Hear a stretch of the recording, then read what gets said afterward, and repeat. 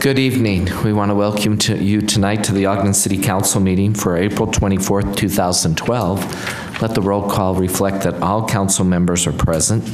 And at this time, we'll have Vice Chair Blair lead us in the Pledge of Allegiance. Please rise.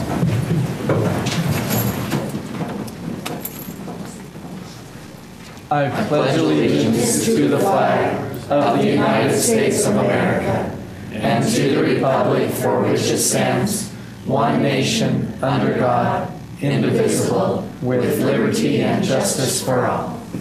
Thank you.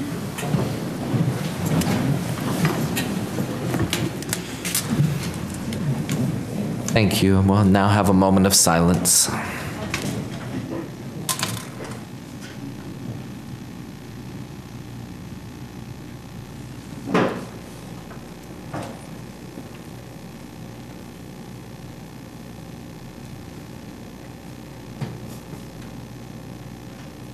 Thank you. One quick announcement. If you're here tonight for the water rates public hearing, the date for that public hearing has changed.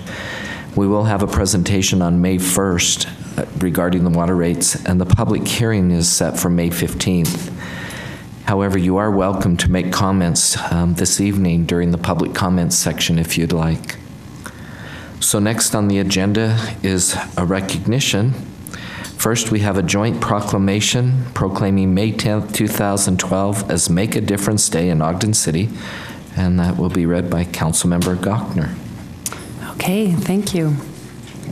Whereas the Ogden City Council and Mayor Caldwell are working together to prepare for the 4th annual Make a Difference Day in Ogden, which is focused on unifying the community and building pride. And whereas the concept behind Make a Difference Day is to encourage everyone to catch the vision and become involved by taking on projects that benefit the community and showcase our beautiful city.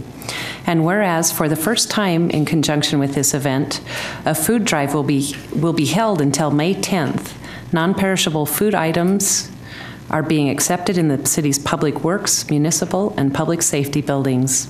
And whereas part of the purpose of this day is to spruce up Ogden in anticipation of the 12th annual Ogden Marathon, Saturday, May 19th. And whereas the following groups have committed to participate in projects with many more anticipated to join in the effort. They include Colors of Success, Grounds for Coffee Community Gardens, Historic 25th Street Association, Horizon Milling, Housing Authority, Horrocks Engineering, Intermountain McCady Hospital Center, Junior League of Ogden, Juvenile Justice Services, Keller Williams, LDS Church, including Ogden Stake, the North Ogden Stake, the Ogden Zone Missionaries, and the Rockcliffe Stake, Ogden School District's Ben Lomond High School, Highland Junior High School, Lincoln Elementary, Mount Ogden Junior High School, and Ogden High School, the Ogden Nature Center, the United Church of Christ, Universalist Church of Ogden Social Justice in Action Covenancy, the Utah Transit Authority, YMCA, and Youth Impact. We invite groups of all sizes to participate, and we thank everyone who is currently engaged and who will join in our community as our community comes together to make a difference in Ogden. Now, therefore, the Ogden City Council and Mayor Caldwell proclaim May 10th, 2012 as Make a Difference Day in Ogden. And with that, I would make a motion to adopt this. I'll second it. We have a motion from Councilmember Gochner and a second from Councilmember Van Huser. To adopt this proclamation declaring Make a Difference Day, May 10th, 2012. This is a voice vote. All in favor? Aye. Any opposed? And I do have a document. I don't know if Mr. Louder or Mr. Huffaker want to take that back with them today. We can get it to you now or after, but these two gentlemen are the force behind this event.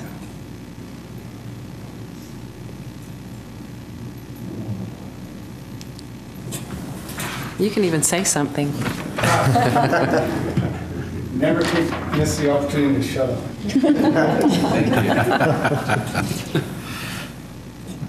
Next is a great opportunity for a joint proclamation for May 12th, May 2012 as Foster Care Month.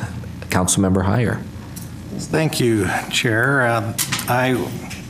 This joint proclamation for the Ogden City Council and Mayor proclaiming May 2012 as Foster Care Month in Ogden City. Whereas families serve as the primary source of love, identity, self-esteem, and support, and are the very foundation of our community.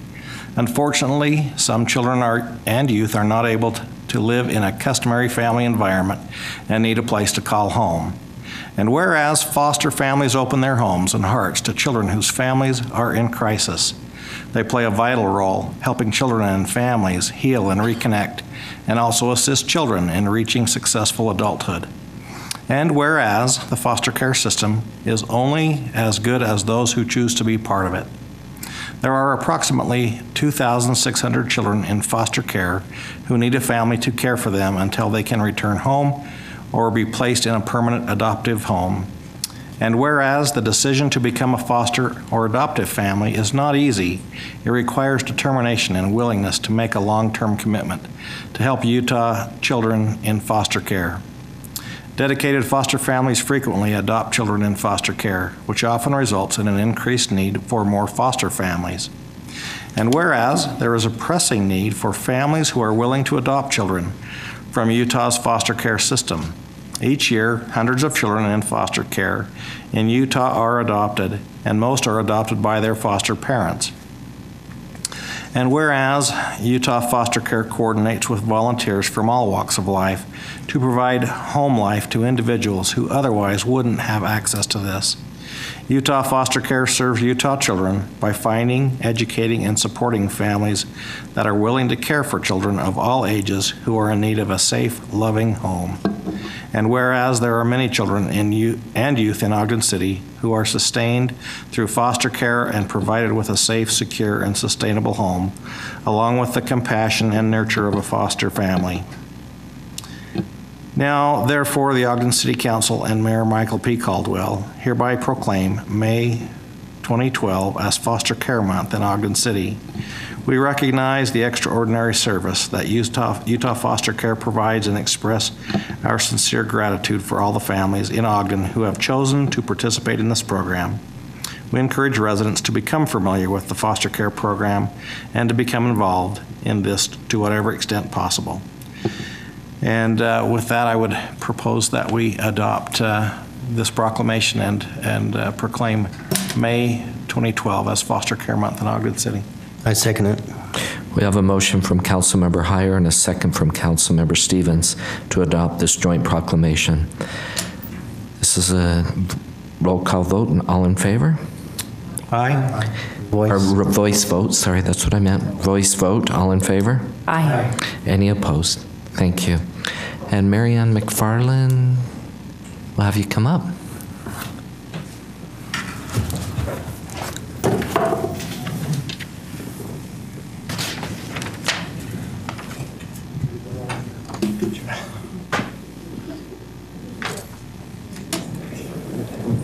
Squeeze in.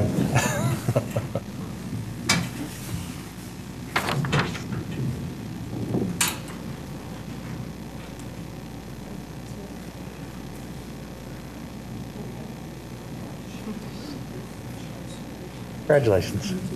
Just a great box when you, like this? And Marianne, do you want to say anything quickly? Not really. So much for the city's support in finding children in our city. Chair, I'd like to pipe up just for a minute. I have a little, I've never been a foster parent, but my daughter has fostered 4 children and 1 grandchild. And it is a labor of love and a very rewarding service to those who get to benefit from it, as well as the community. So I'm glad we're doing this as a council. Thank you very much. Thank you. Next is a joint resolution recognizing Ogden Migratory Bird Program. Councilmember Wicks. Thank you, Chair Gardner. This is recognizing the Ogden Migratory Bird Program for its efforts to provide public education and increase appreciation for all birds. And it reads as follows. Whereas on July 13th, 2011, U.S. Fish and Wildlife Service announced that Ogden was selected as one of 10 cities throughout the country to receive up to $70,000 in funding as part of the Urban Conservation Treaty for Migratory Birds Grant Program. And whereas this award designates Ogden as an urban bird treaty city, making Ogden the first city in Utah to become involved in this program. Ogden received this award because of the wide variety of native birds that thrive in this area and as a result of the successes of the Ogden River Restoration Project. And whereas the Urban Bird Treaty Program was created in 1999 to help municipal governments conserve birds that live and nest in or overwinter or migrate through their cities. These treaties are a partnership agreement between cities and the U.S. Fish and Wildlife Service to conserve migratory birds through education, habitat improvement, and bird conservation actions. And whereas the city has partnered with Weber State University, Utah Division of Wildlife Services, Ogden School District, Ogden Nature Center, Weber Pathways, Bear River Migratory Bird Refuge, Wasatch Audubon Society, and various volunteers to work toward accomplishing the treaty objectives. And whereas these entities have made numerous efforts to increase awareness of the value of migratory birds and all birds in general. The intention is to create bird-friendly outdoor classrooms for the community, review bird safety building standards, and restore riparian corridors like those along the Ogden River. Now therefore be it resolved that the Ogden City Council and Mayor Michael P. Caldwell proudly recognize all of the efforts that have been made in our community to help protect birds and the quality of life they help to provide within our city. We encourage residents to attend the Ogden Migratory Bird Celebration on May 5th, 2012 at the MTC Learning Park to become aware of the ways to protect wildlife and conserve and enhance our natural resources. And with that, I will make a motion we adopt the joint proclamation. Second. We have a motion from Councilmember Wicks and a second from Councilmember Gochner to adopt this resolution. This is a voice vote. All in favor? Aye. Any opposed? Thank you. And is Dr. Barber here? Right. We'll have you say a few words and then we'll give you this proclamation. First of all, my name is Brian Barber. I am the outreach coordinator for the Ogden Migratory Bird Program. First of all, I'd like to thank the council for recognizing our efforts. It's a pretty new program, but we've made some pretty important and exciting strides so far. You mentioned all our partners, so Utah Division of Wildlife, Ogden City School, Ogden Nature Center, Bear River, U.S. Fish and Wildlife, Weber University, and Weber Pathways. We're really excited about this project. As I said, it's a new project, but given Ogden City's kind of emphasis on outdoors and outdoor recreation, this project and its efforts will really dovetail with the city's kind of goals. And we'd like to reiterate and that you guys come to the festival at the MTC Learning Park on May 5th from 1 to 3 o'clock. Thank you. And Brad, you have the bird team with you tonight, don't you? Yeah, should we take pictures with all? I think you better introduce them. Bring them, introduce them and bring them up. They did not want to come. Guy Britter and Dr. John Cabot. Can we get you all up for a photo? And we will have the official proclamation at the MTC Park on May 5th. You're welcome to talk. You're tall, right? Okay, we're good. You don't have to squat. Amy, can I get you to, sorry. I just want to make sure to get everyone's face when you fart. Stop moving. Am I blocking somebody? No, you're perfect. Okay. 1, 2, 3. 1 more. 1, 2. Thank you so much. Thank you.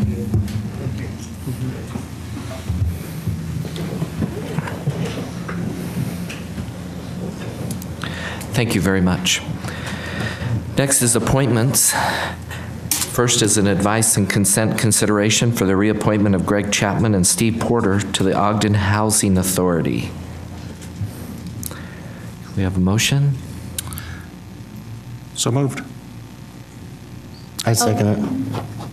We have a motion from Councilmember Heyer and a second from Councilmember Stevens to approve this reappointment. This is a voice vote. All in favor? Aye. Any opposed? Thank you. And is Greg or Steve here tonight? Okay. Thank you. Next is an advise and consent consideration for the appointment of Joseph R. Simpson to the Records Review Board. I'll move that one be approved as well. I'll second it. We have a motion from Councilmember Heyer and a second from Councilmember Van Huser to approve this appointment. This is a voice vote. All in favor? Aye. Any opposed? Thank you. And is That's here today. Mr. Simpson? We have a letter for you, and we'll have Amy Sue give that to you. Thank you, Mr. Simpson. Thank you for being here. Next is request to be on the agenda. This is the Arts Advisory Committee for their Sunset Review and Renewal Report. And we'll turn the time over to Mrs. Bradley. Good evening, Chief Matthew, Chair Garner, members of the council. I am the Special Events Coordinator, and as such, I'm also the contract manager for the Ogden City Arts contract. And I would like to give you a little bit of history about this contract. In 2002, we completed an RFP to find someone to coordinate the arts services, in particular Ogden City Arts Advisory Committee. We had 2 respondents to the RFP, and Downtown Ogden Incorporated was selected for the contract. That was in 2002. Since then, we've had 2 additional contracts that we've awarded to them, and the current contract expires at the end of 2013. So keep that in mind. Due to budget constraints, they have never had a raise. They've had the same contract amount since 2002. And it is due to the creativity and the talent of our current arts coordinator that they can accomplish as much as they do with the arts in Ogden. We have a very vital arts program in Ogden with a lot of things going on, and I'm sure a lot of you have participated in a lot of those art events. So at this time, I would like to introduce Downtown Ogden's art coordinator, Jenny Stout, and she will present the Sunset Report.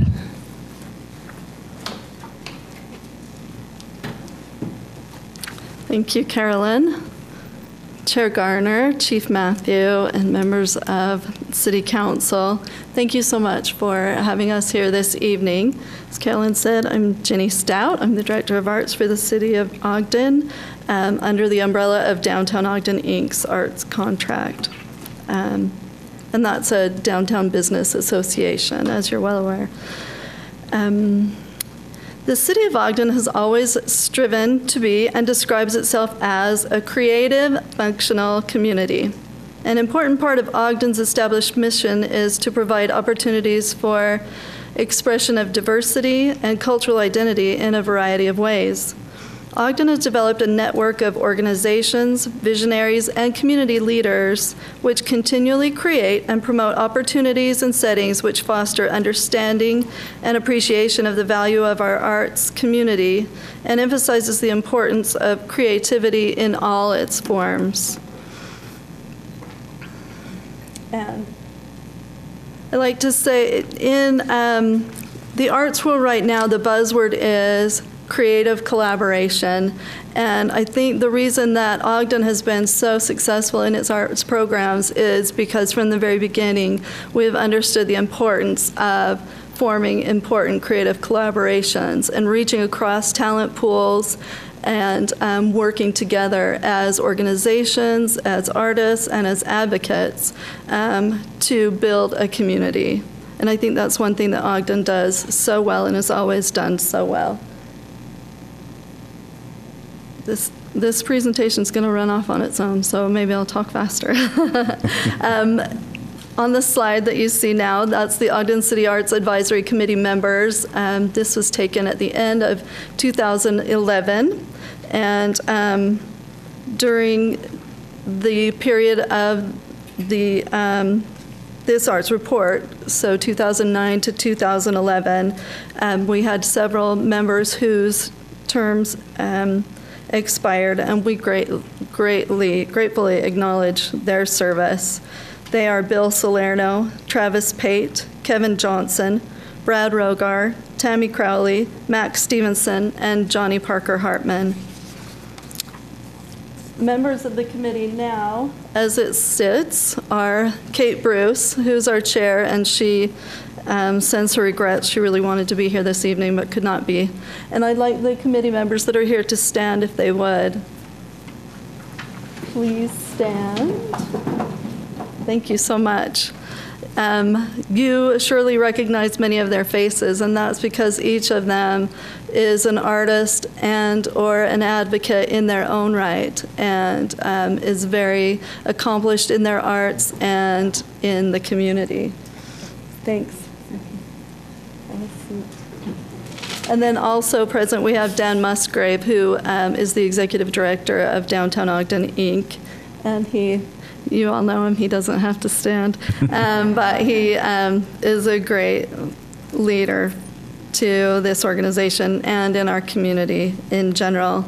But as I said, this committee is made of, I call it a working committee. I think as soon as they hop on board, they realize that it's not a committee or a board in name only, that they really work and really serve this community and are glad to do so.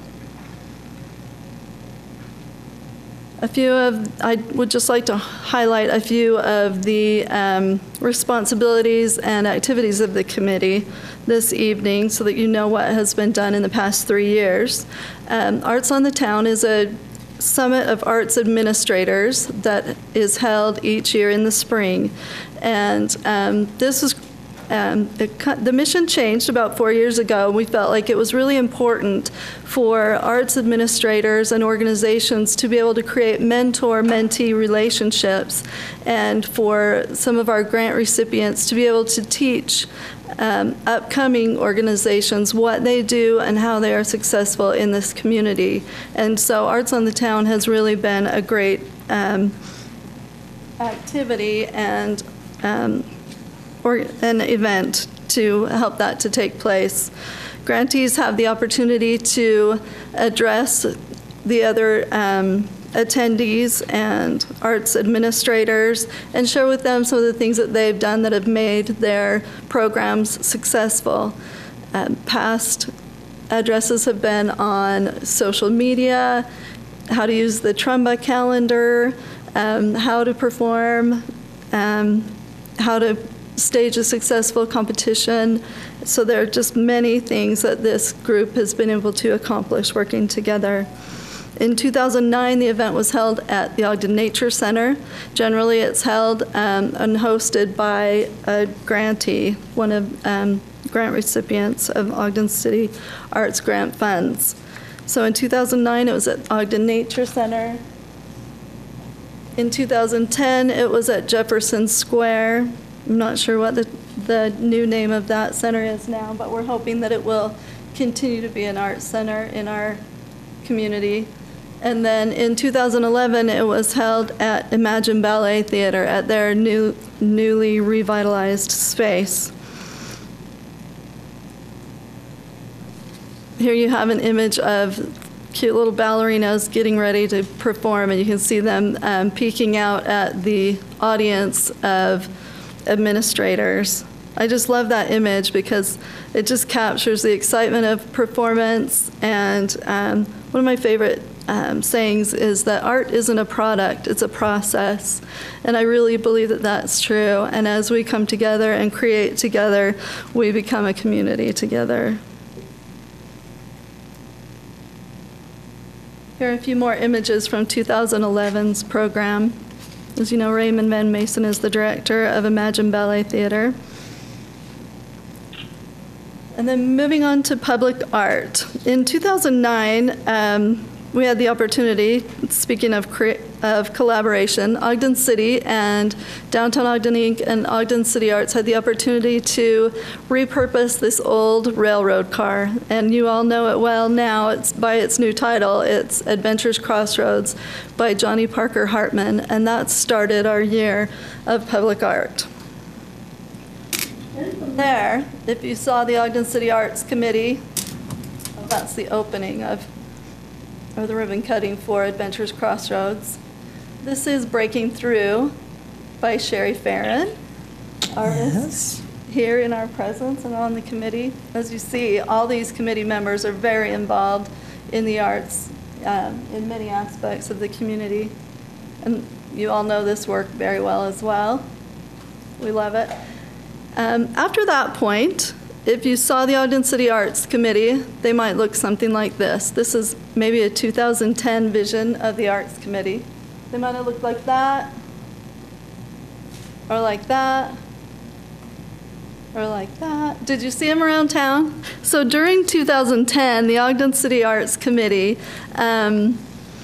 really put on their tennis shoes and walked around the city and looked at the city, and they knew that they were responsible for the commissioning of artwork that would honor the city of Ogden. And so the whole committee decided to hit the pavement, and they walked around blocks and in fields and down the river. They really looked at every part of the city. And after great consideration and long thought, they decided that the perfect place for a commission of public art would be at Ogden's River Restoration Site. The committee just felt so strongly that the newly restored Ogden River is a gem in this community and needed to be celebrated, and that we really wanted an artwork that would tie the community to the river, hopefully permanently this time. And so the community will feel ownership of the river and realize what an incredible, beautiful thing we have here.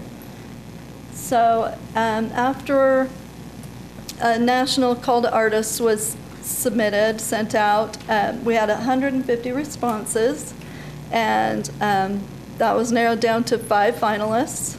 And from those 5 finalists, those finalists were invited to come to Ogden and look at the river restoration site, and that's the northwest corner of the intersection of Grant Avenue and the Ogden River. And each of those artists came here, and the day that they came, it was 12 degrees outside. But you know what? There were joggers on that trail, there were families on that trail, there were fishermen fishing in that river. And each one of those finalist artists just exclaimed how much they wanted that commission and what a wonderful, wonderful thing it is to focus on in our community. The winning artist, as you know, is Mr. Andy Dufford, and this is a rendering, but of course renderings don't do artwork justice. This is a rendering of the winning commission, and elements of the piece are these large boulders that have the topography of the river carved into the boulders. And then the little oblong that's standing up, that is a crank. And so our children and ourselves will be able to crank water and pull it up from an underground cistern, and that will flow through the river created in those boulders, and children will be able to play in that water. And there's a quote that's etched into one of those benches, and it says, "Every drop of water that ever will be is." And since I read that, I have taken that so personally. And so I know in my own life that this artwork has already started to work and to create a more conservative person. And so I hope that that happens in this community as well. Last winter, this is what the site looked like as they did some mapping. And then this is Andy Dufford working hard in his studio, carving stone for us. And this is this morning. And Andy has already created, as you can see, kind of an amphitheater effect with the stones there, and they will gradually step down to the river. And so this work won't just be sitting stagnant. It will fit into the landscape and the topography of the river, and it will just be a beautiful piece of art. Andy promised that if you drive by or walk by or run by on Monday, you'll see some pretty impressive large boulders swinging into place. So it'll be a beautiful thing. And we welcome you all to go down and see it. Like I like to say, this is your art. You've got to see it. And it's a beautiful, beautiful installation. And I'm just so proud for the city of Ogden. And I think it'll become a new icon in the city. The sculptural element that you see there is a solstice element, and on the 21st of December each year, that will constellate into a snowflake that will reflect onto a reflecting stone. So there are several elements that just really give it beauty, and will give us another opportunity to celebrate our water cycle. Ogden City Arts grants. The regranting program has resulted in countless opportunities for artists, organizations, and community members to unite in performance, education, creation, and collaboration within the 8 established art disciplines. Even more impressively, in these economic times, Ogden City Council and administration have not only sustained that line item, but have voted to increase it substantially, which has really helped and served to bolster struggling arts entities who would each tell you that not only the funding, but your support of their organizations means so much to each of them. It would take the entire evening to tell you all of the countless events, festivals, cultural celebrations, art shows, and competitions that are able to be held as a result of this funding. Those that have been funded in the past 3 years are Treehouse Children's Museum, Ogden Symphony Ballet Association, Imagine Ballet Theater, Foresight Film Festival, Nurture the Creative Mind Foundation, which is new to our community, an emerging organization, Eccles Community Arts Center, Redemption Art, Ogden Arts Festival at Union Station, Ogden Opera Guild, Ogden School Foundation, the Ogden Nature Center, Project Success Coalition, Weber State University Strings Project, Eccles Community Arts Center, Ogden Friends of Acoustic Music, the United Way of Northern Utah, Junction City Theater, which became, Beehive Theater Company, which became Junction City Theater, and the Weber State University Strings Project. So I think from that list you can see how many lives are touched by these grant funds.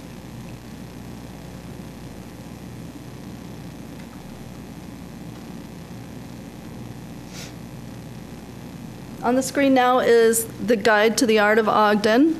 It's a field guide, I like to say, because it's one of those things you need to take out and tromp through the streets and see everything. Visit the different galleries and artworks that are listed.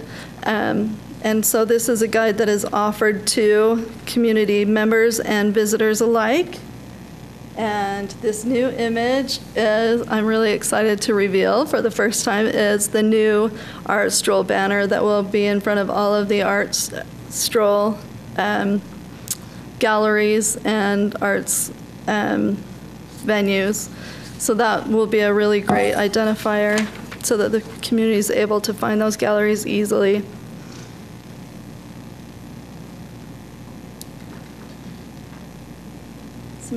There are over 17 galleries that are involved, and I get requests every month for other venues that would like to be considered galleries. So I'm in the process right now of trying to create a gallery association so that there is a board that would oversee the acceptance of new entities into that stroll. It's a very popular event, and if you get the chance, it's the first Friday of every month, starting at 5 p.m. and it goes till 9, and it's a different atmosphere at every gallery, and you meet artists and your friends and your neighbors, and it's a great, great evening every month. The Mayor's Awards in the Arts provide the opportunity to shine the light of recognition on artists and advocates in our community. And since its creation over 11 years ago, over 80 artists and advocates and organizations have been able to be recognized. And I think it's so important to recognize artists in our community and advocates and organizations. That event takes place, that reception takes place every year in October to coincide with National Arts and Humanities Month. These are the new award that is being awarded for the past 2 years, created by Utah artist Gay Wynn Quantz, and it's a lovely piece of art glass. I felt like it was really important that it be a piece of art that they receive, which really speaks to their mission rather than a plaque. And each year there are also opportunities for performance and for artists and organizations to mix and mingle at that event. Here you see Steve Songer, very renowned area artist, and Sandy Havis putting their new awards to good use. Aren't they great? One of my favorite quotes about art is by famed artist Pablo Picasso, and he said, "Art washes away from the soul the dust of everyday life." And art really is a way for us to communicate on new levels. When we see a new artwork, hear a new piece of music, or experience a performance, it takes us to places that we didn't know we wanted to visit. And at the same time, it brings us home again. Thank you so much for the opportunity to work in this community in the arts. And I value each of your service as well and would entertain any questions you might have. I read where the governor's going to present an award. Is that right? That was my last slide. Thank you. I forgot it, though. I'm so glad you said that. Yes, on May 3rd, 2012, Ogden City is being recognized with the Governor's Award in the Arts for outstanding community leadership in the arts. So, yep, very excited about that and feel very, very honored for Ogden. I just had one sort of technical question. I noticed the term of your chairs, you're proposing it go from 1 year to 3 years. Do you want to talk a little bit about the rationale? Yep, absolutely. In the past, it has been 1 year, and with a committee that deals with difficult issues like public art and regranting, I had the feeling that if a chair was in for only 1 year, they would just get up to speed and really start to understand how those programs work, and then their term would be over, and they would be trying to download that information to a new chair. I feel like, especially where these committee members come from, say, specialties like theater, literature, folk art, they're not all they don't all have an education in arts granting or in public art, and so service on this committee serves as their education. And so for a chairperson to really create a vision and help that vision to flourish and to take hold, I feel like they need 3 years.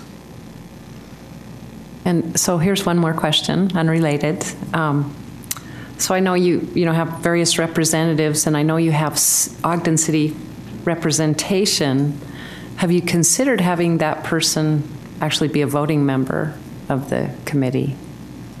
I think that would actually be a great suggestion. Not to put you on the spot, but it seems like, since we're funding it and...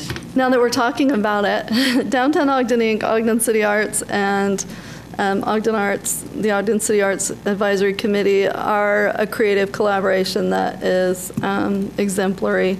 I think that's an excellent suggestion. I think it would actually be very helpful. I mean, I do too, just because I know the caliber of the person that you have, so. It's a challenge when that person's only able to give input and then is not able to affect the decision directly. Just because so often they know so much about the community and what has gotten the community to where it is now and what would be the best steps moving forward.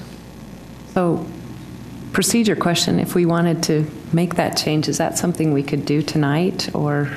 What do you recommend? You do have a couple of options. If we had language, you could.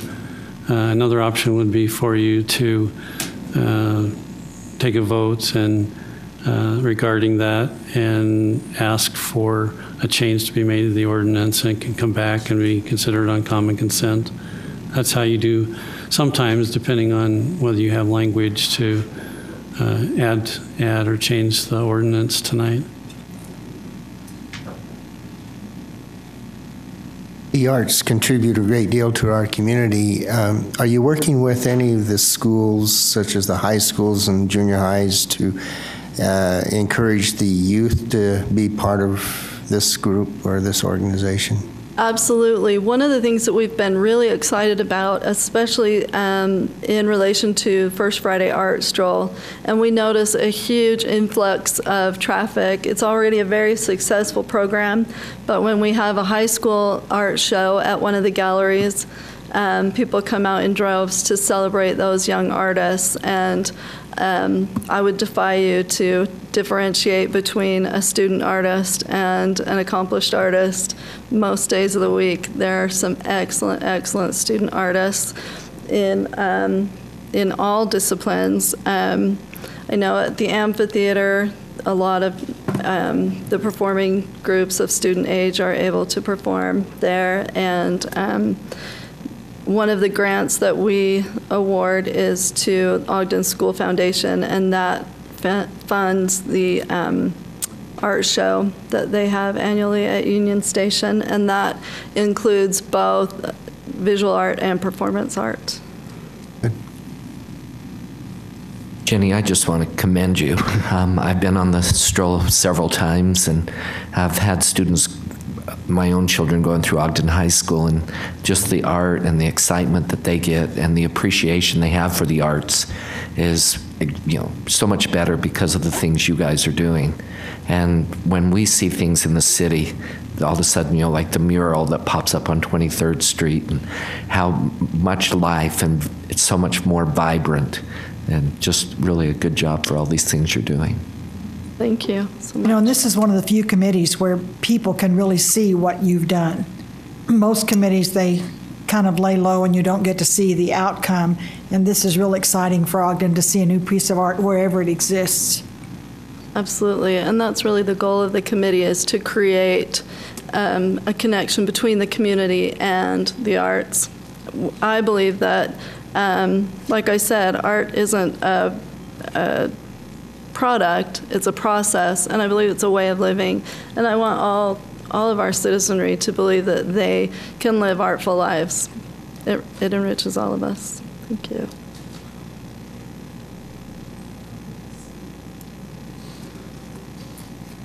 Thank you so much. So, Mr. Chair, so can I clarify regarding process? If you would like to amend the ordinance, our recommendation, I've checked with Mr. Williams, that it'd be that just indicate, I don't think you'd actually have to vote on it in this meeting, and give us direction on what you'd like to have changed, and we'll bring that back for your consideration on common consent. And I wonder, does the committee truly want someone from city on there to vote?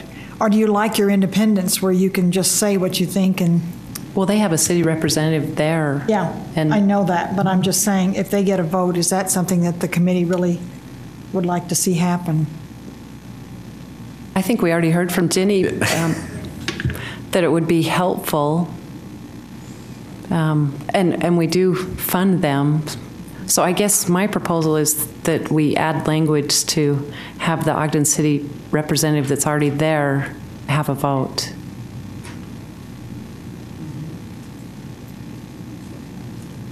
And we can have some follow-up discussion with the committee if that's okay regarding that. I think that'd be well. great.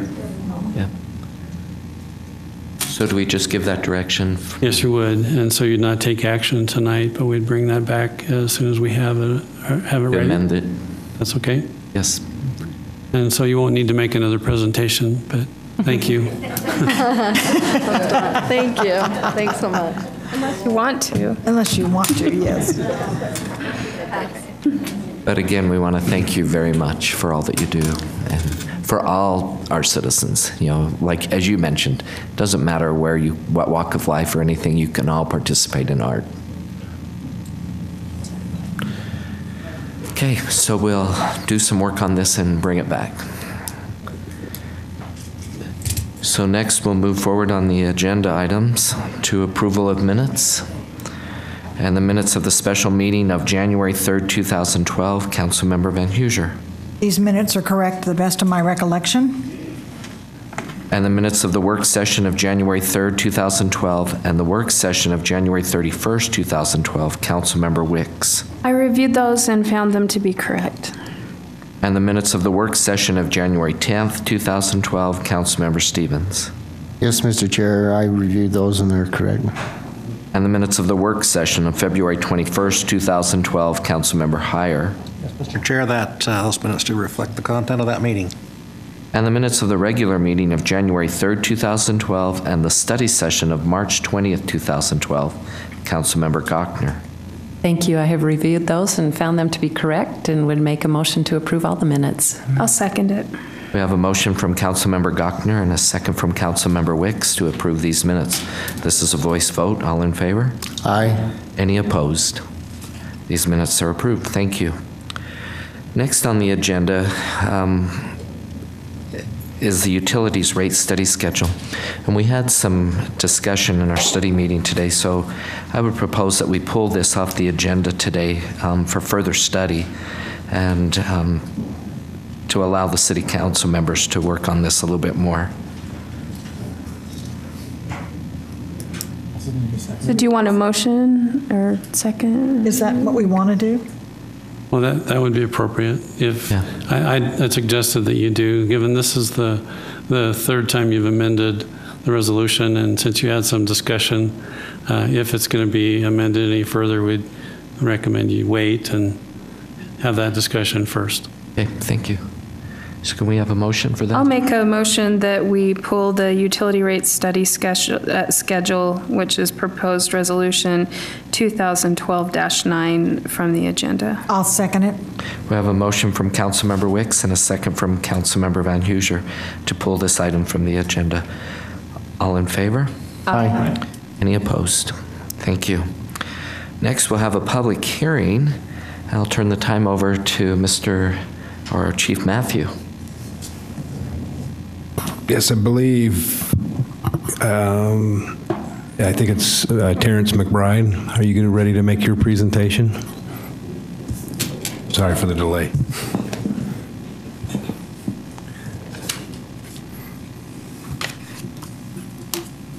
Mr. Chairman and members of the council, it's an honor to be here this evening and make a presentation to you on the proposed mobile app facility for Ogden.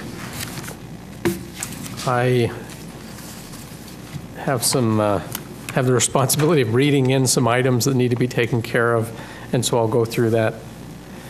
And then I have some comments, and then I'll be ready to take questions. And then I would like to introduce from Weber State University Research Foundation and from USTAR, Alex Lawrence, who will make a few comments and then also take some questions.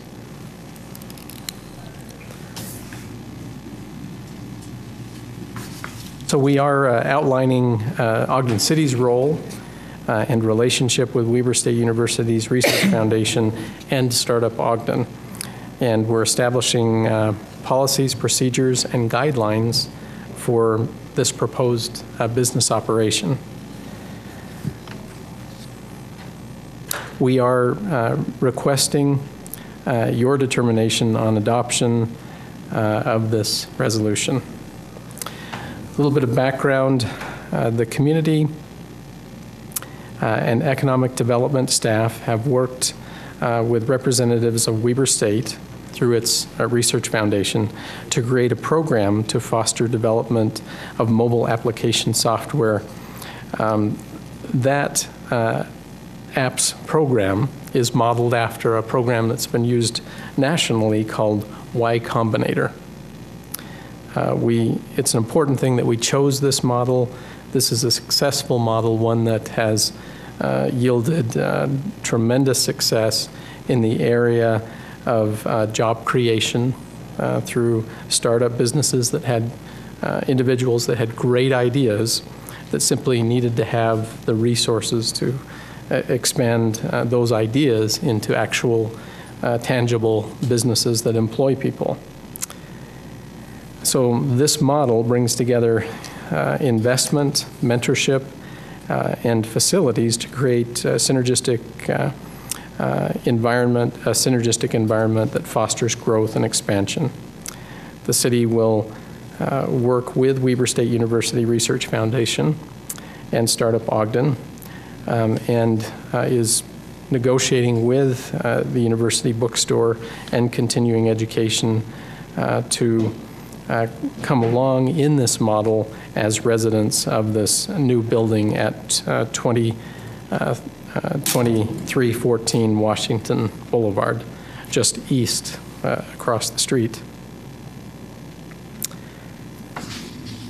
On December 12th of 2011, the administration submitted a grant application to the Economic Development Administration requesting a $1 million grant of funds to support purchase of a building for a mobile app program.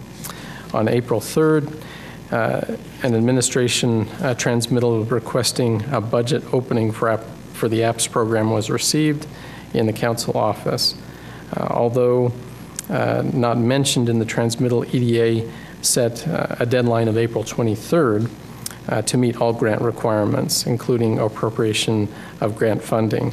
The administration staff contacted EDA to get the deadline extended, and we actually have the deadline extended to the 27th now to allow council to take action on the matter. On April 10th, the council set a public hearing on the proposed apps program budget, opening for April 24th, which is this evening. The council is considering a resolution authorizing the mobile apps program. In a separate action, the council will consider an ordinance funding the EDA match requirements and partially funding the loan program. The administration is requesting approval of authorization for the mobile app loan program, which will be managed by Startup Ogden. The appropriation being requested is $285,000 for the EDA grant match, $145,000 for the loan program, both of which are contingent upon receipt of EDA grant funds. This will be considered in a separate council action, as we'd mentioned. The administration is also proposing an additional $70,000 in funding, not in this budget year, but in fiscal year 2013. And that action would have to be taken care of at a later date. The EDA grant for $1 million is to provide a suitable facility for the mobile application program in cooperation with Weber State University Research Foundation and Startup Ogden. The city is proposing the purchase of the building, 2314 Washington Boulevard, and the building has been appraised at $660,000. And the purchase is contingent upon receiving the EDA grant and agreement with EDA that would allow the use of that building for this mobile app development. We estimate, we have been told by EDA that after a 15-year period, the lien that would be placed upon the building upon purchase would then be released. The building would then be property of Ogden City, and it could be used for whatever purpose the city intended at that point. The value of the building at that point in time is estimated at about $2 to $3 million. in about 15 years. The purpose of this grant is to foster job growth in Ogden. These are high-paying jobs that, in fact, some of the highest-paying job categories that we have here in Weber County, as well as the state of Utah, in computer science and in app development and software engineering. The app program using the Y Combinator model, with this app program, the city hopes to bring together community partners to provide investment, facilities, and mentorship to create this synergistic environment that's needed in order to truly help those that have a good idea in developing an app software package to the actual fruition of a business that delivers capital and jobs. We've talked a little bit already about the investment, the facilities, and then the mentorship that would be provided through Weber State University Research Foundation and Startup Ogden. Both of these, need to make this clear, are nonprofit 501c3s. The Startup Ogden entity is in process right now of being created, and the Weber State University Research Foundation is, of course, currently an established and bona fide 501c3. Our community partner, WeSurf, or WSURF, Weber State University Research Foundation, will be an important part of that relationship that bridges us between Weber State University and the actual company that is doing the managing, a nonprofit, Startup Ogden. They will provide staff to Startup Ogden, and they'll also be providing a $50,000 contribution that will also go towards match to the Weber State, to the EDA grant. So again, we will have our $285,000 match from Ogden City if you choose to make that contribution, and then a $50,000 match from Weber State University Research Foundation.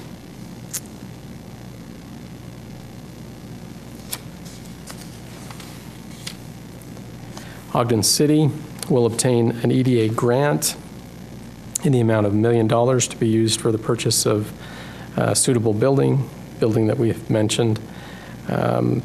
They will enter into proposed lease agreements with Startup Ogden, Weber State University, potentially with Weber State Continuing Education, and potentially with Weber State University Bookstore.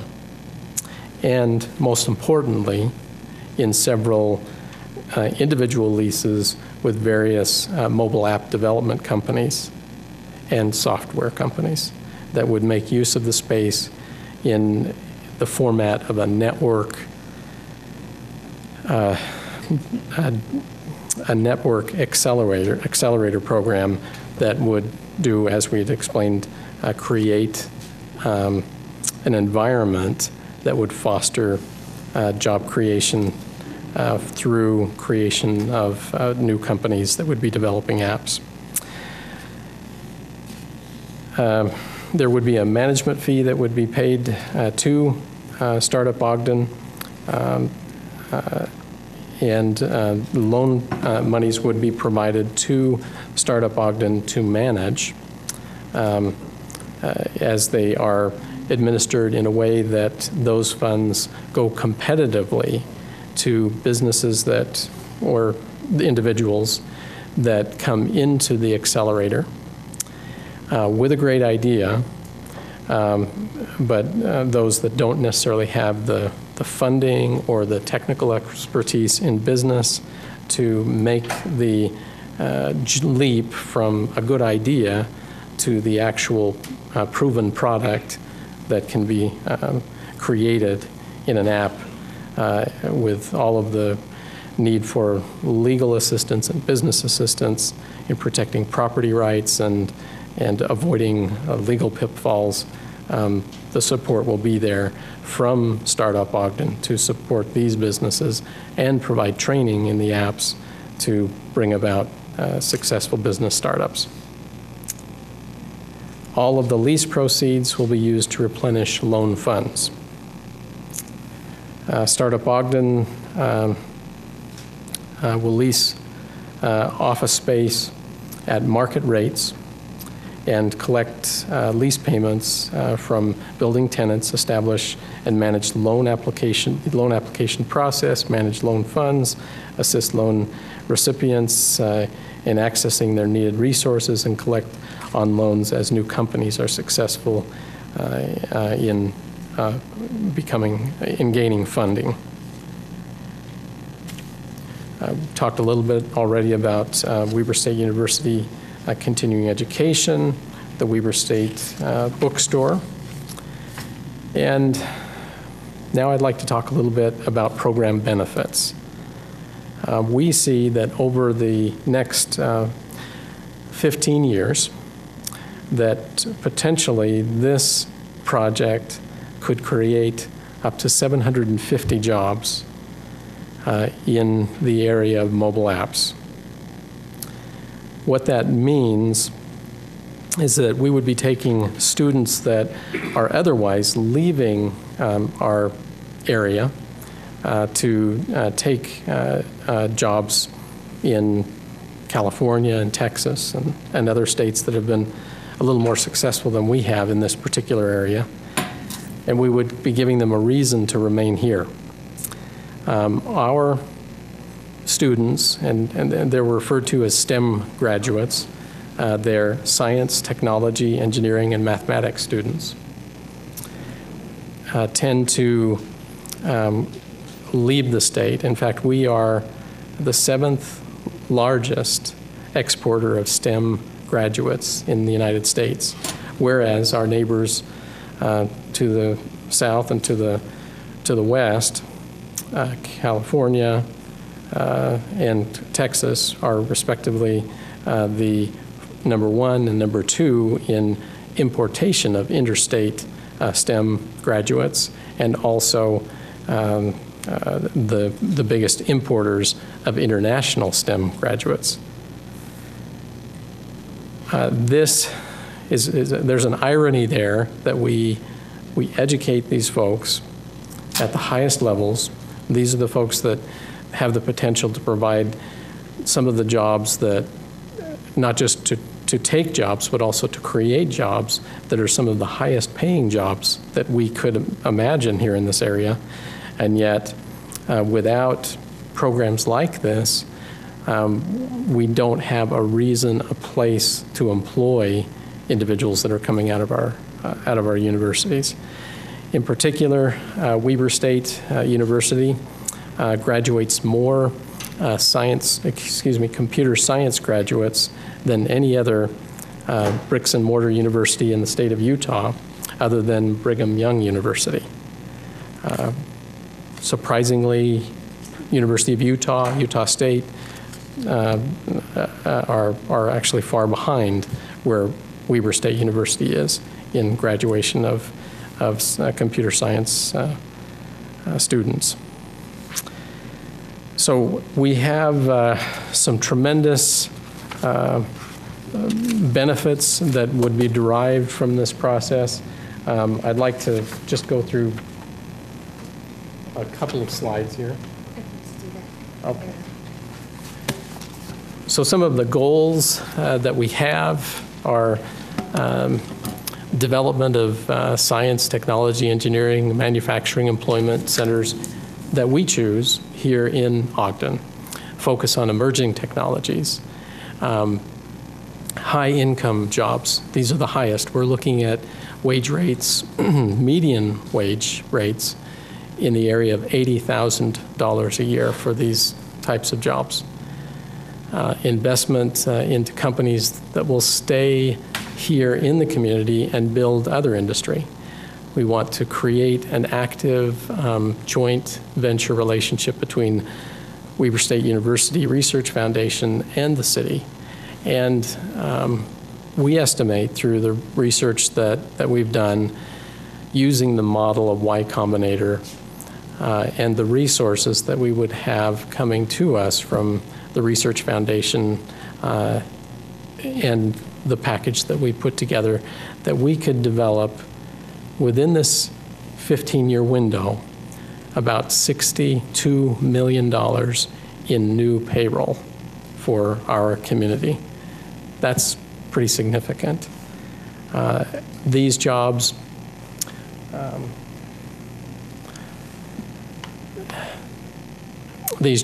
will not only bring that money into the community, but they also do something to our downtown.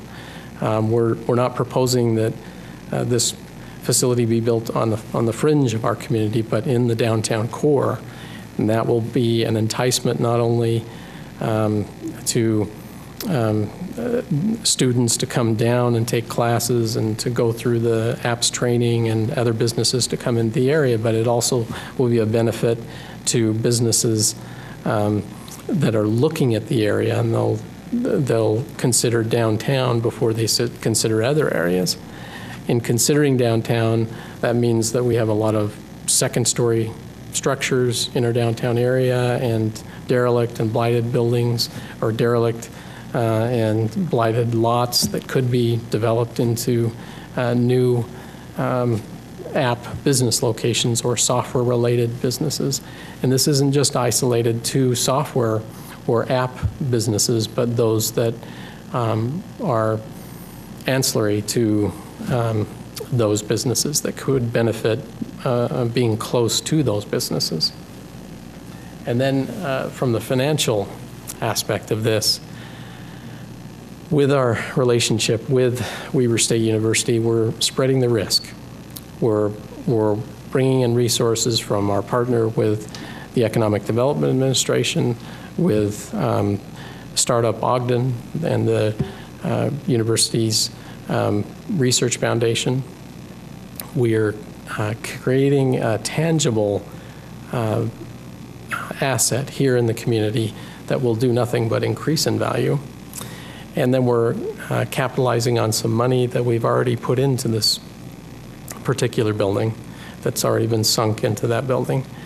We're creating an evergreening development project that funds itself as more businesses come into the incubator accelerator and are successful.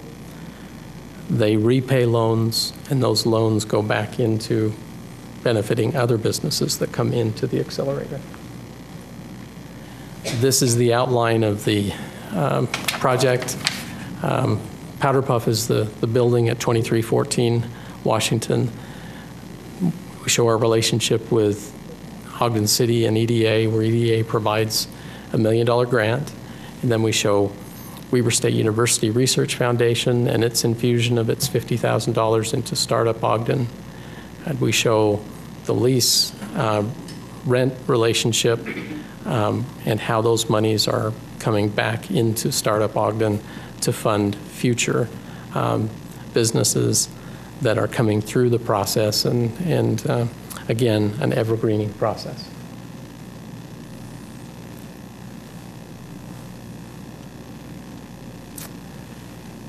And then this is the initial capital stack. You can see there's significant investment in the blue with EDA, and also some very significant contribution that we're requesting from Ogden City that would be provided in the form of a match for upfit of the building for the top 2 floors, and then also monies for initiating the loan program. And then there is participation shown there also with Weber State University. And then In the future, as we get to about 2030, we'll be looking at a situation where we have a loan pool of at least $500,000 that we'll be able to continue to use with businesses as they're coming through and going through the training process and developing new software and apps. And then we have Ogden City's direct benefit, and that's ownership of a building that could have a value of between $2 and $3 million at that point in time. And what it's really all about is, and I don't know how many of you use these that much, but there are 500,000 apps that are out there just at the App Store, the Apple App Store online. There's another 350,000 apps that are available for Android devices. That number is just growing, and people are finding more and more important and needed uses for them.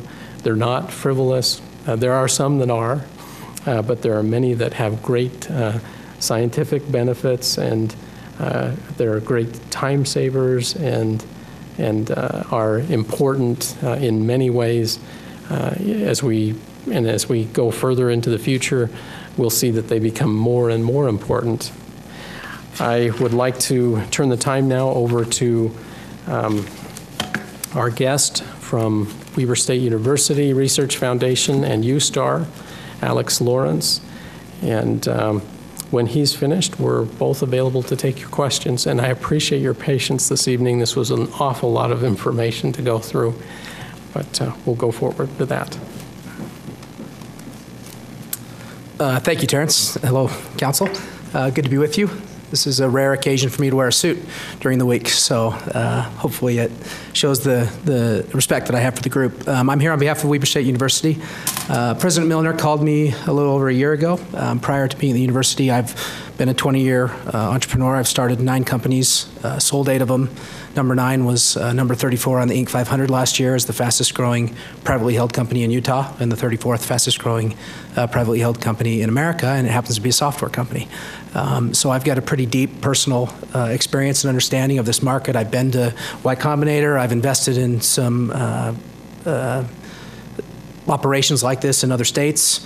And as I've been here as Vice Provost at the university and Executive Director of the Research Foundation and also the Director for USTAR for Northern Utah, I immediately saw an opportunity that had not yet been taken advantage of, and that was a partnership between Weber State and Ogden City. It was kind of surprising to me that there wasn't more going on back and forth, because there's a lot of great, smart, talented, and interesting people. And so we've been working on this almost since I've got here in concept, and it's now nearing completion. There are still some things yet we need to work out, much like Terrence coming before the council here. We've got several entities at the university that are involved in this, the bookstore and others, and so there's still lease issues to work out and negotiate.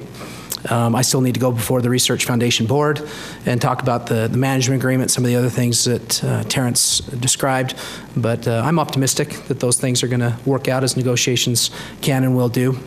In terms of the benefit, I've seen personally and professionally, I've seen these types of companies start. They're started with a modest amount of capital.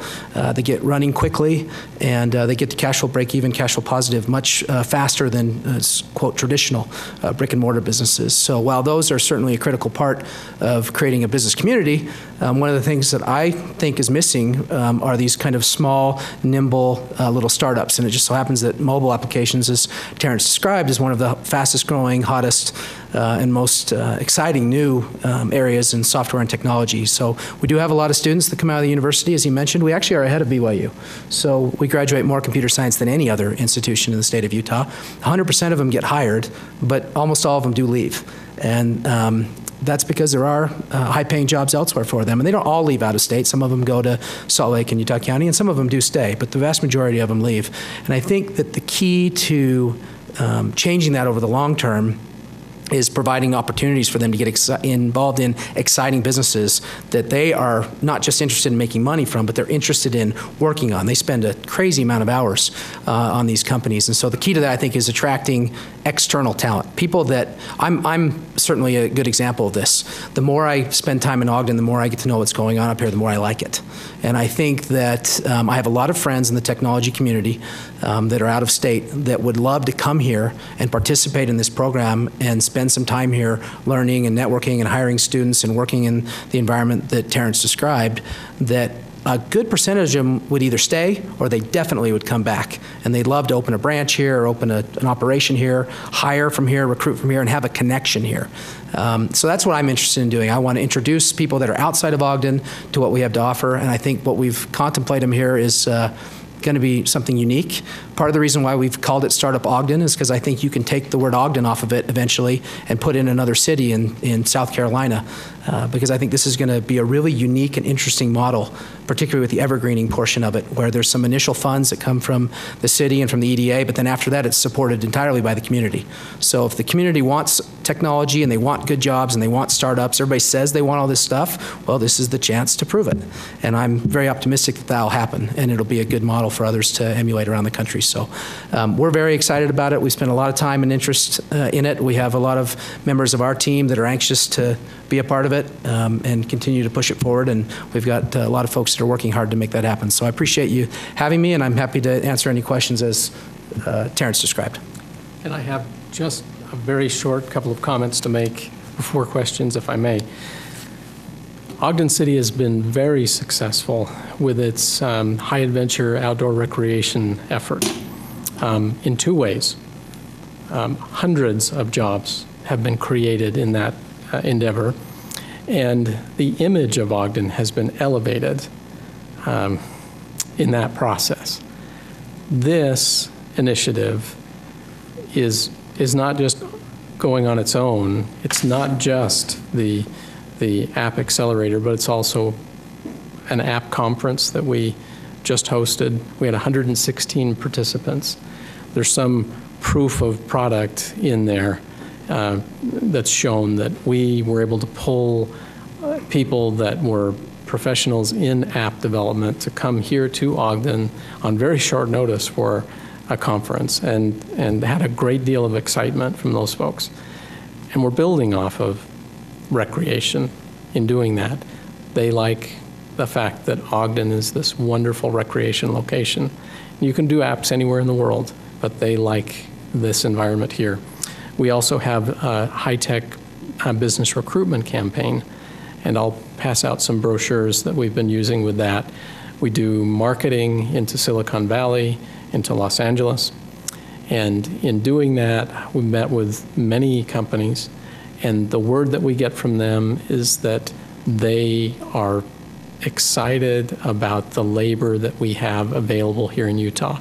They're tired of the competition and the difficulty they have with turnover with employees in the Silicon Valley area in particular.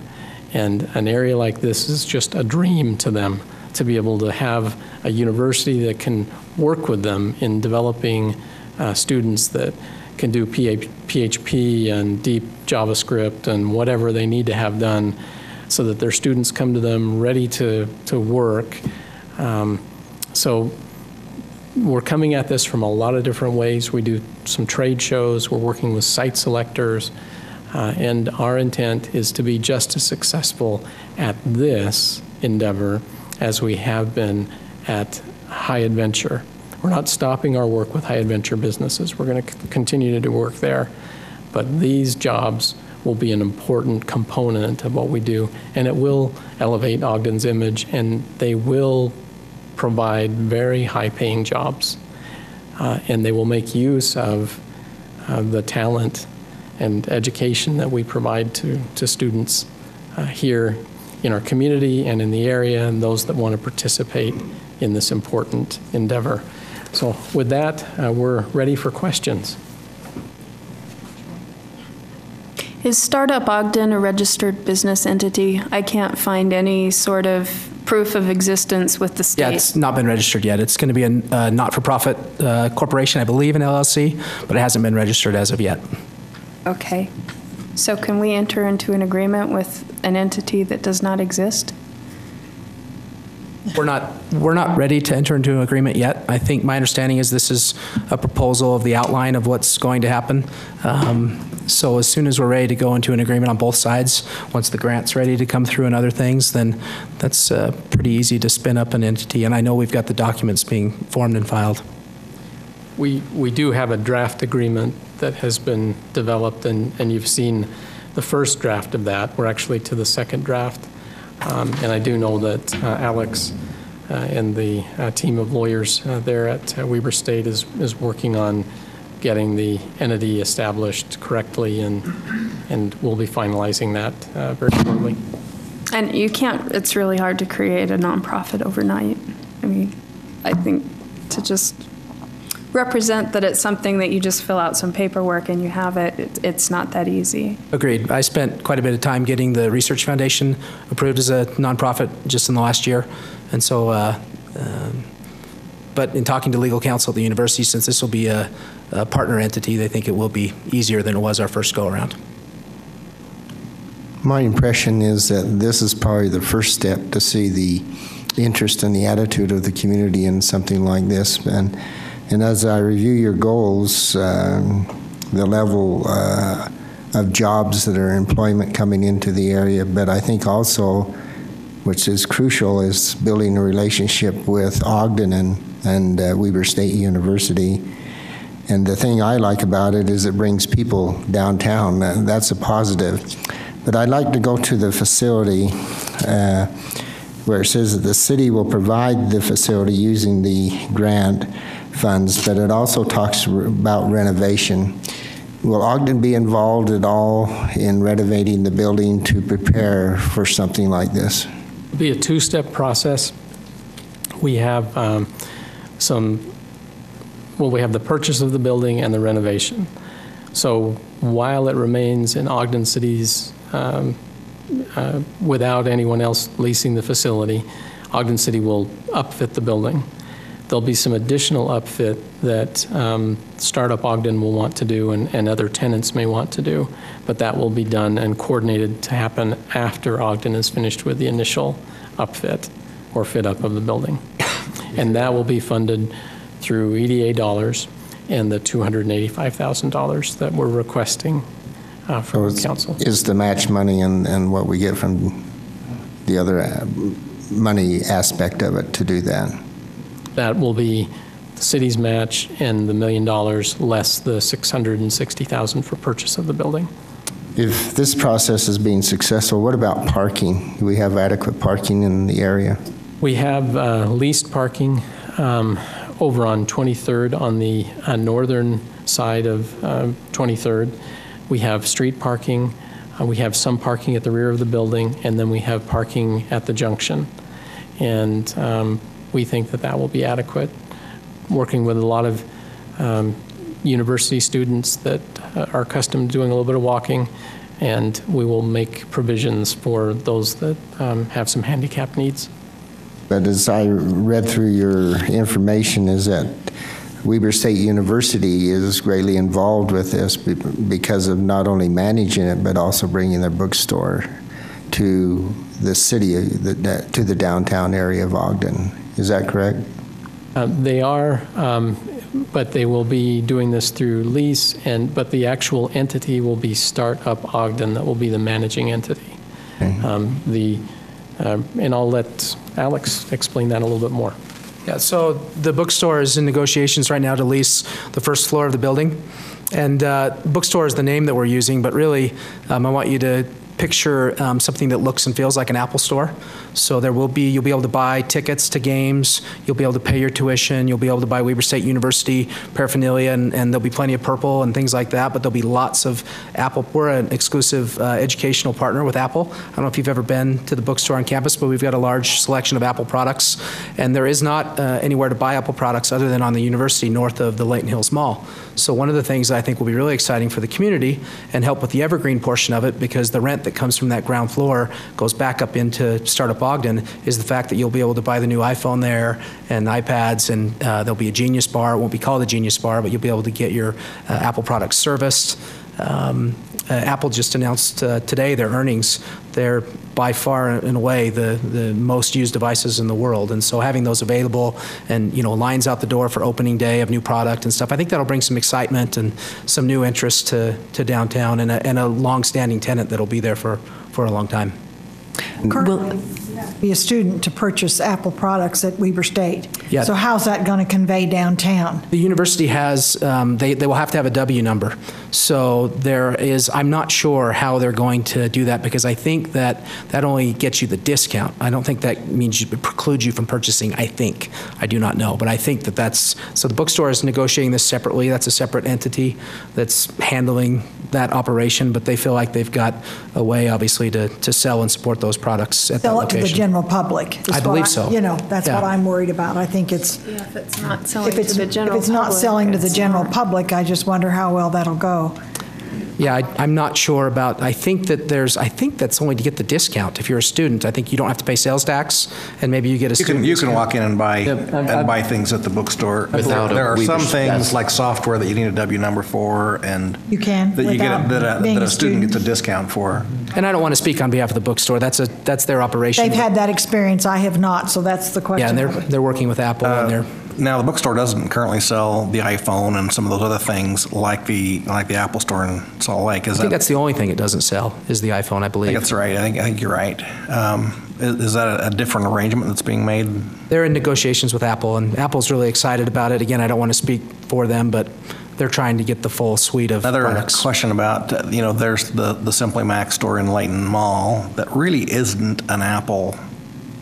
It just sells Apple stuff. Right. Is this going to be a little bit more of an Apple? Well, we're going to put the logo on it as big as they'll let us. But it's definitely going to be, we want to make sure, too, that people know it's Weber State. I think that's important. Weber State's been absent from downtown for far too long. And so we don't want to be too much showcasing that brand, but it'll be a really easy place to buy product and get it repaired. Well, warranty stuff is the issue with Simply Mac. I'm not sure how they'll handle warranty stuff. I know they'll do that's repairs. the issue. Yeah, I don't know about warranty stuff. One more Apple question. Yeah. So, one of the big draws of going to the store in Salt Lake is that they have training. Do you know if that issue's been worked out at all? Yeah, there's going to be, we're going to offer a lot of classes both in Startup Ogden, floors 2 and 3, as well as at the bookstore for training on a variety of technology stuff, including Apple products. So you'll be able to take classes and all kinds of different technology-related stuff that you can't take at a university. So really new stuff and more consumer-oriented things. And so there'll be a lot of different, we haven't figured out exactly what those are going to be, but yeah, there'll be a lot of different options for classes on all 3 floors. One of the things you mentioned was the adult continuing ed. And that's the one thing I think is really enticing about this, is that we can bring some of that education to the downtown area so our adults don't have to, the inner city especially can come and take classes right here in the inner city. Yeah, and continuing education is really excited about coming in as a partner with this, and so we're working closely with them, and so those will be some of the classes that will be available as well. Many years ago with the Ogden Mall, Weber State had night classes down here, and it really had a spirit in the city at that particular time, and so I think that'll be a positive entity in doing that. This sounds like a great collaboration as long as all the partners are really married and there isn't some hesitation on one of the parties. What is the time frame? What are we looking at as far as when this is going to be up and running?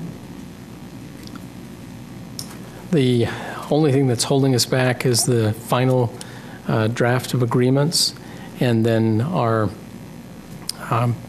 cooperative understanding with EDA. So we've been competitively selected by EDA, which means if we don't do something inappropriate during this process, we will be funded as long as their funds are available. So we're just waiting for that to happen. So I'm thinking, just putting all that aside, potentially by the end of summer, we can be up and operating and in business. I wanted to add one more thing too. One of the requirements of EDA was to show that this was servicing our 8 central city census tracts. And in doing that, we did some work with Weber State University and found out that there's about 200 students that go to Weber currently that are within that 200, they're matriculated students that go, that are within that 8-tract area. What we agreed to was that there would be a mailer that would go out annually to that list of individuals, protect their privacy by simply sending them the mailer, giving them the opportunity to tell us whether or not they're interested. But those individuals in those 8 census tracts that tend to have some socioeconomic disadvantage will be informed of the opportunities and will be given an opportunity to get on a mailing list for the services that can be offered here and the competitive loans that will be offered for the mobile app development. So we may have some homegrown businesses that will be coming from our central city area with individuals that have great ideas and just need the resources to get an app out. So I wanted to kind of let you know about that. I think that's another important component of this partnership.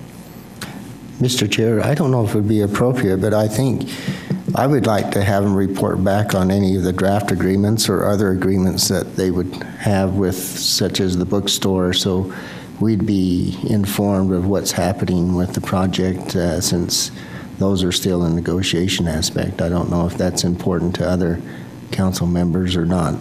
Right, I think that is something we can definitely work on and get a report back from them. Terrence, on your diagram, I don't know if it was one before this, but you had Powder Puff LLC. Can you explain what that is? Powder Puff LLC is that is the owner of the building at 2314 Washington. Oh, they're the owners then. Okay. Mr. Chair, can I address the information question? Certainly, once the agreement is finalized, it will become public information, and I'm sure that the administration, if you request, would provide that to you so that you have the information. Right. We've seen the draft. You've seen the draft information, so it's... I think it'd be important for us to see it, so thank you. If not, we know where to find it. Right. Further questions?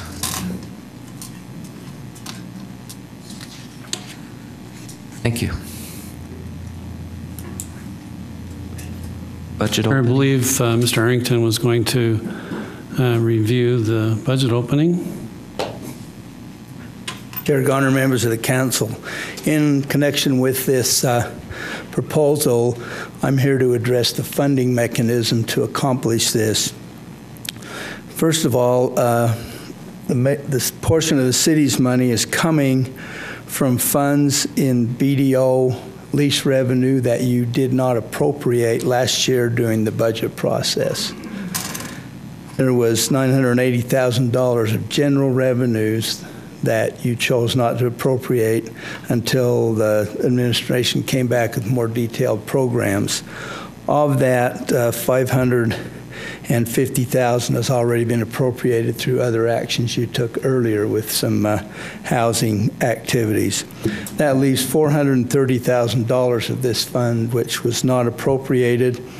This budget opening suggests that be appropriated to be transferred to the miscellaneous grants fund where this activity will be accounted for. In addition to that $430,000, as has been mentioned, there's $1 million EDA grant, and from the Weber State Foundation mentioned, there's a $50,000 grant. That totals $1,480,000 going into this program.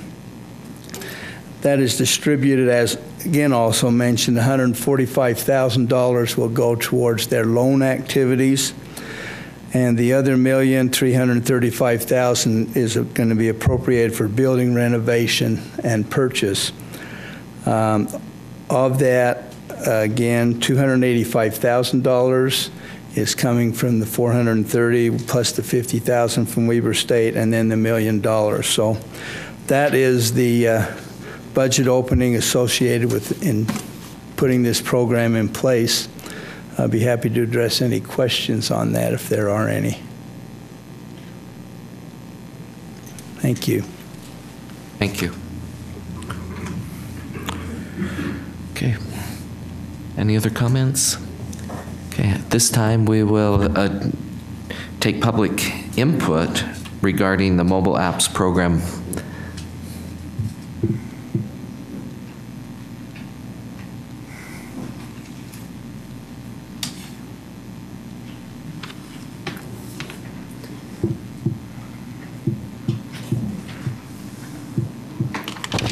Virginia Hernandez Reza, and I think what Mr. Bride and the other gentleman that came up here presented to the public here, but I'm sure they're reinforcing this great plan, this great idea to our council people who represent the people in the community. Number one, I think it's an excellent project, but I do want to ask some questions on the level of where we are involved in the community, and you are our council people.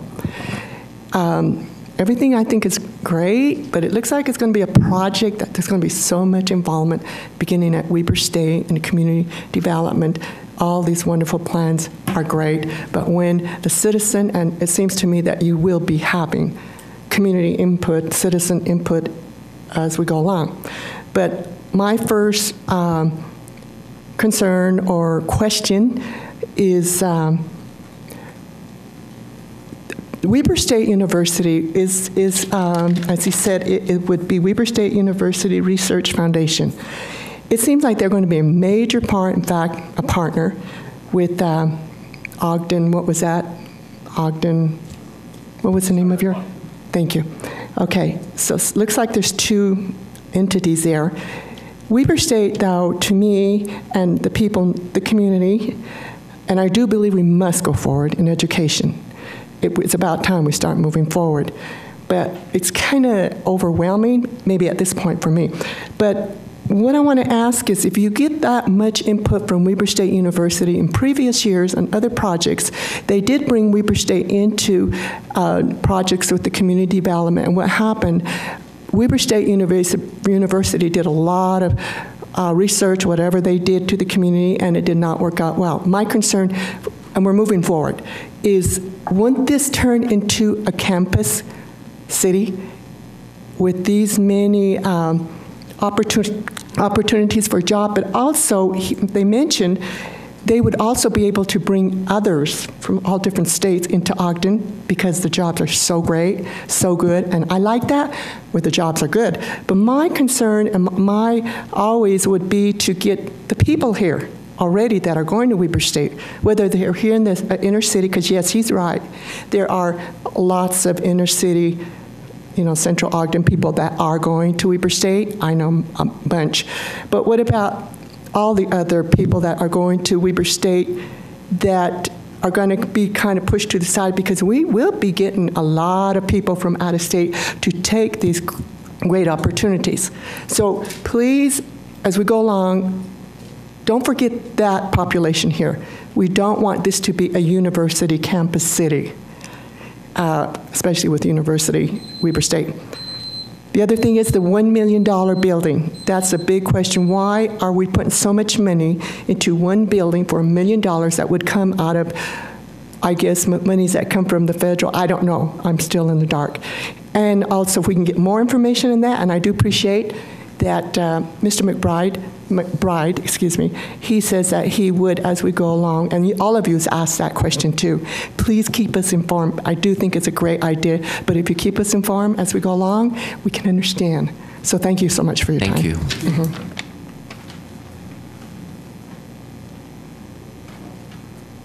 Other public comments on this?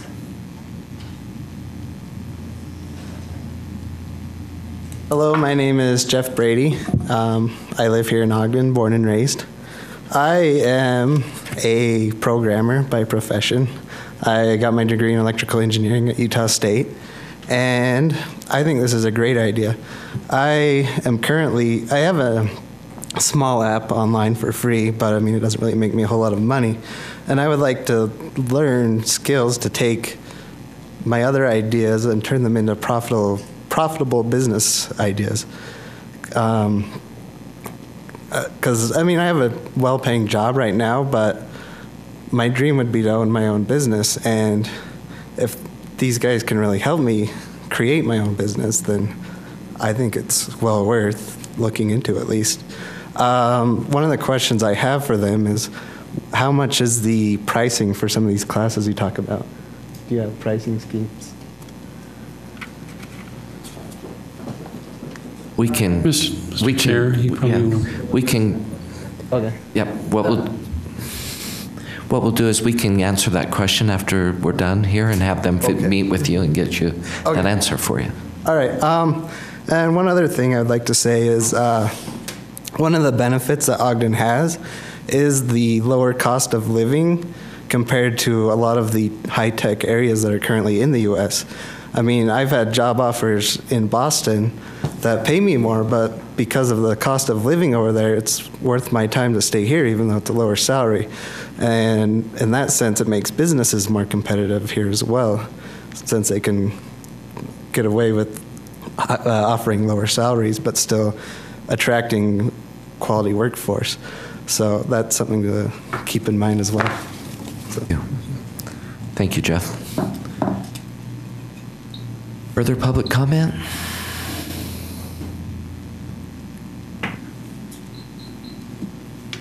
Comments from council members? Actually, you need to close the public hearing. Okay. That we close the public hearing. Second. We have a motion from Councilmember Heyer and a second from Vice Chair Blair to close the public hearing. All in favor? Aye. Any opposed? Thank you.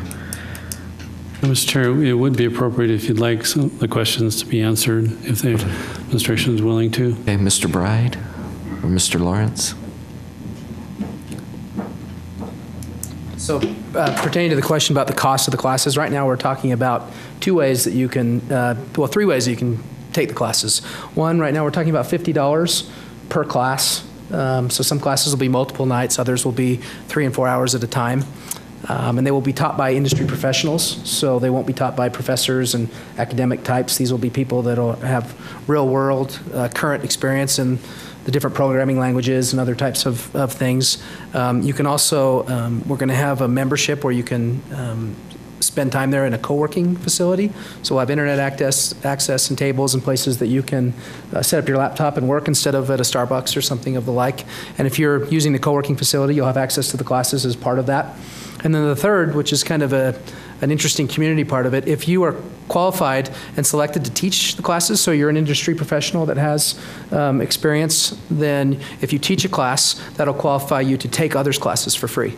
So it's kind of a give back community spirit feeling that if you want to take other classes from other people, then if you're qualified to share your knowledge, you'll be able to take other classes. So there'll be 3 different ways. That's subject to change, but that's currently what our plan is. Thank you. And Mr. Bride? Thank you.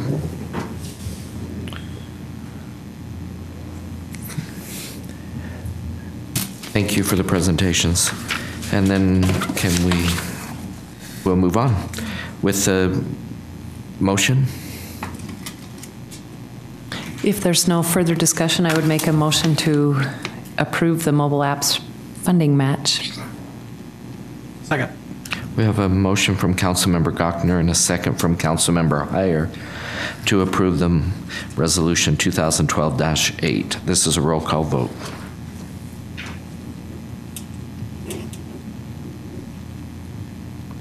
Councilmember Gochner? Aye. Councilmember Heyer? Aye. Councilmember Stevens? Aye. Councilmember Van Hoosier? Aye. Councilmember Wicks? No. Vice Chair Blair? Aye. Chair Garner? Aye. This resolution passes.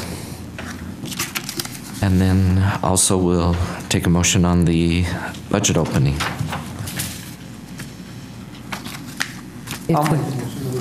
I'll make a motion that we adopt proposed ordinance 2012-18. Second. We have a motion from Vice Chair Blair and a second from Councilmember Van Hoosier. This is a roll call vote. Councilmember Heyer. Aye. Councilmember Stevens. Aye. Councilmember Van Hoosier. Aye. Councilmember Wicks. No. Councilmember Gochner. Aye. Vice Chair Blair. Aye. Chair Garner. Aye. I'll give the reason for my no vote. I just don't agree with the level of support the city's putting into this, and have some concerns about the number of jobs that really would result from this, and just can't support that level of investment for that. Thank you. Chair? One of the comments tonight in our public comment is that they wondered if we'd become a university or a college town, and I hope we do. I look at Utah State and I look at BYU and Provo area, and it generates a lot of positive synergy there, and I hope this transcends to a lot of people downtown taking advantage of it, and I don't mind us being a university city, really. Thank you. Other comments? So this motion or ordinance did pass, and now we will adopt or take public comments. This is an opportunity to address the council regarding your concerns or ideas. Please state your name and limit your comments to 3 minutes. In this form of government, all city personnel are the responsibility of the administration, not of the council. Please discuss any concerns you may have regarding staff with the mayor, chief administrative officer, or department directors.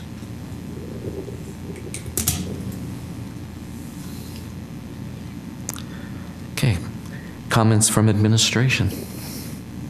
Well, the only one being the fire chief is that this time of year, with it being as warm as we are, a lot of kids are out there running around on the roads. There's a lot of bicycles, a lot of motorcycles. Please watch out for those things. This time of year, we don't see those, and we see a lot of those accidents, so be careful out there. Thank you, Chief. Council staff. Nothing tonight, thanks. And council members. I'd like to make a couple of comments. I would like to commend Richard Heyer, our city councilman, about the Boy Scout 10 Commandment Walk. I thought it was very successful. I was down there for just a few minutes to watch the scouts, and then, of course, the trail that they did at the cemetery. The scouts were working on that, and that looked like a really, really good project. I'd like to walk it now that I see it there. And, of course, the Nature Center had their Earth Day, and I think it was extremely successful. So we had a lot of events going on in Ogden that were really good for the community. Saturday was a busy day. It was. On the trail, not quite finished. We still need to compact it a little bit. I did hike it after we worked on it Saturday, but it gives you a beautiful view above the river, and I think it'll really, truly benefit those who would like to use that trail. That many scouts, it's compaction, just walking over. I think you compact them with the scouts. And with that, I'd like to thank all those scouts who came, and also all the citizens and even support of the city that helped us there from the Green Waste area. That was very helpful. Other council members? I have something. The Wildlife Rehabilitation Center of Northern Utah, which is located in our former animal shelter, and which is essentially the only place in the area to take injured birds and other animals, is having a baby shower on Saturday, and they have a list of supplies that they need, and there are a lot of baby birds this time of year who need help. So just like to mention that. They have a website that lists their needs, anything from paper towels to frozen blueberries. So. Great. Okay, motion to adjourn. So moved. Second. We have a motion from Councilmember Heyer and a second from Councilmember Gochner to adjourn the city council meeting. All in favor? Aye. Any opposed? Thank you. This is a reminder that a city council work session will be held immediately following the city council meeting, and the purpose of the work session is to discuss the fiscal year 2013 council goals and council business. Thank you.